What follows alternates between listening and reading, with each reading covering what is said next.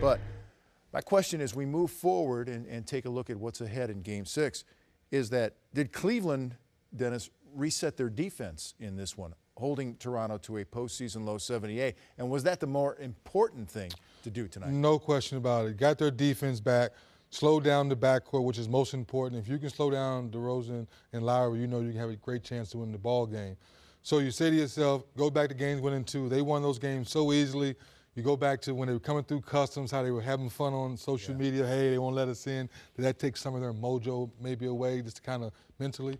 But to your question, the defense came back tonight in passing lane, getting deflections, getting out and get easy buckets. That's definitely reset. And does defense travel Friday? Yes, I think defense travels, especially with LeBron James getting the guys mentally ready. I know he said mentally and physically, but physically they are where they are at this point in the thing. It's all mental now. They have to bring that same effort to close this thing out on the road. So the defensive thing in order for the Cavs as they head to Game 6. Yeah, I mean, you heard him say, and he caught himself. He's like, we'll be more prepared.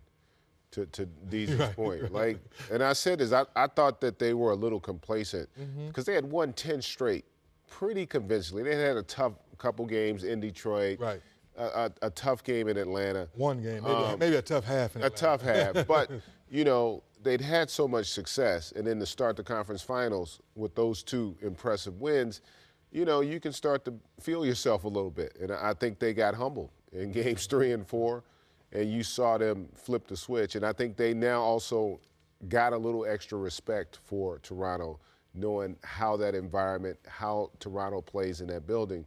So I think you'll see them, as we talked about, raise their level to match that intensity. And if they play on an even playing field in terms of intensity, Cleveland's got more talent.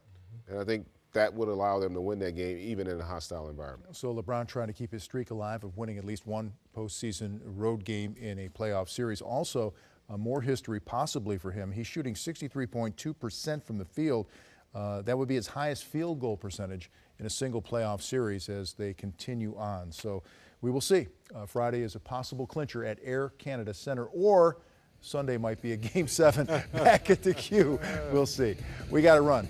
For Greg Anthony and Dennis Scott, I'm Vince Cellini. We will see you on the overnight session of Game Time.